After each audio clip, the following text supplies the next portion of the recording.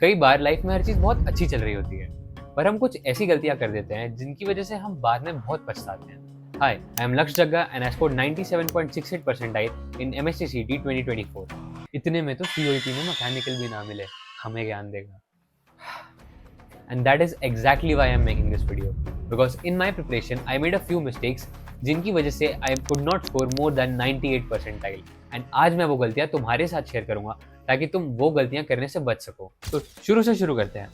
तो JEE mains attempt 1 खत्म होने के बाद I made the worst mistake by starting to prepare for attempt 2, क्योंकि चाहे अटेम्प्ट 1 कितना भी आसान आया हो और तुम्हारी रैंक कितनी भी ड्रॉप हुई हो, अगर तुम्हारी परसेंटाइल 95 या 93 से कम है तो इट इज़ वेरी ऑब्वियस कि तुम अटेम्प्ट 2 में बहुत बड़ा तीर नहीं मार लोगे। एंड अगर तुम्हारा ड्रॉप लेने का बिल्कुल भी प्लान नहीं है तो it is very obvious choice कि तुम किसी ऑल्टरनेटिव एग्जाम या फिर किसी ईजियर एग्जाम को अपना नेक्स्ट टारगेट बनाओ। पर मैं महान जोश में फिर से जेईई की तैयारी पे लग गया। एंड जब मैंने सीईटी की प्रिपरेशन स्टार्ट की तो आई रियलाइज कि मेरा मैथ्स बहुत ज़्यादा ही वीक है। एंड अगर मैं अपने जेईई के नोट से पढ़ूंगा तो मुझे कुछ समझ ही नहीं आने वाला था। And I realise this at a very good time कि CET is not that complicated as JEE.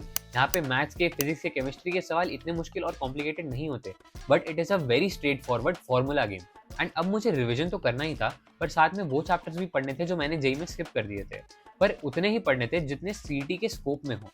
And for this I use to watch lectures from a channel called Ganitank, जहाँ पे इनके छोटे लेक्चर्स बहुत कम टाइम में मेरे सारे कॉन्सेप्ट्स क्लियर कर देते थे, वो भी सिर्फ सीईटी के स्कोप में। एंड अब जब बारी आई क्वेश्चन सॉल्व करने की तो मैं इन चीज़ों में बहुत कंफ्यूज हो गया कि सारे क्वेश्चंस करने चाहिए, किस लेवल के क्वेश्चंस करने चाहिए, या किस चैप्टर के क्वेश्चंस मुझे पहले करने चाहिए। एंड इस सब में मेरे 2 से 3 दिन वेस्ट हो गए। एंड फिर भी मैंने बहुत टाइम वेस्ट किया उन चैप्टर्स पे फोकस करके जिनकी वेटेज बहुत ही कम थी। And I had to learn all this the hard way, but you can do it very smartly. And ये कैसे करना है एंड कहाँ से करना है, ये सब मैं तुम्हें वीडियो के एंड में बताऊंगा। एंड अब आती है आखिरी और सबसे बड़ी गलती, मॉक टेस्ट ना देना। एंड अब तुमने ये सुना ही होगा कि किसी भी एंट्रेंस एग्जाम के लिए अपने आप को टेस्ट करना कि तुम्हारी प्रिपरेशन फाइनल एग्जाम के हिसाब से कितनी हो चुकी है, उसके लिए मॉक टेस्ट देना बहुत इंपॉर्टेंट है। एंड अब जब मेरी प्रिपरेशन पूरी हुई ही नहीं है तो मैं अपने आप को टेस्ट करके क्या करूँगा।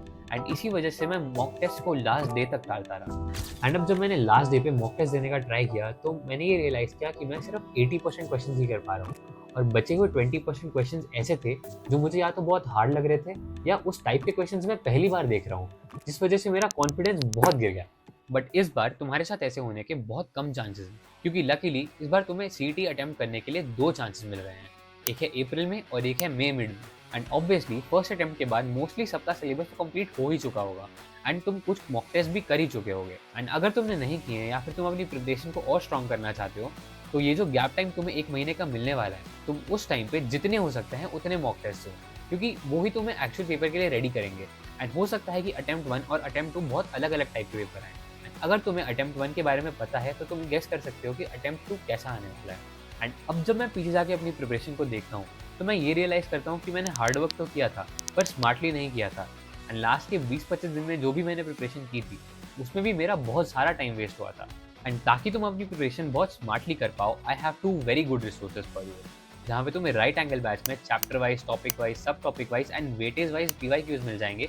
वहीं अल्फा 5 बैच में तुम्हें बहुत सारे फुल लेंथ मॉक टेस्ट मिल जाएंगे, चैप्टर वाइज मॉक टेस्ट मिल जाएंगे और इवन सब टॉपिक वाइज तो मॉक टेस्ट मिल जाएंगे, ताकि अगर तुम्हारी प्रिपरेशन आधी हुई है या फिर किसी चैप्टर का तुम्हें टेस्ट लेना है और अपने आप को उस चैप्टर पे टेस्ट करना है तो तुम बहुत अच्छे से इसको कर पाओ और बहुत स्मार्टली अपनी प्रिपरेशन को फोकस कर पाओ। एंड इन दोनों रिसोर्सेज की लिंक मैं डिस्क्रिप्शन में ऐड कर दूंगा। एंड अगर तुम्हें लगता है कि ये तुम्हारे प्रिपरेशन के हिसाब से ओरिएंटेड हैं तो तुम डेफिनेटली जाके इनको चेकआउट कर सकते हो।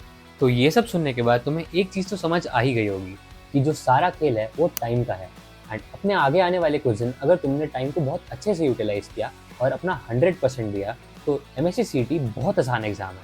पर अगर तुमने मेहनत नहीं डाली तो जितना टाइम ले लो उतना कम पड़ेगा। एंड अब तुम्हें preparation, mock test, time management related बहुत सारे डाउट्स होंगे जो तुम मेरी टेलीग्राम कम्युनिटी या फिर यूट्यूब कमेंट सेक्शन में पूछ सकते हो, और मैं ये ट्राई करूँगा कि मैं तुम्हें इन सारे क्वेश्चंस के बहुत अच्छे से आंसर दूँ। तो ये थी मेरी कहानी, अब तुम्हारी बारी।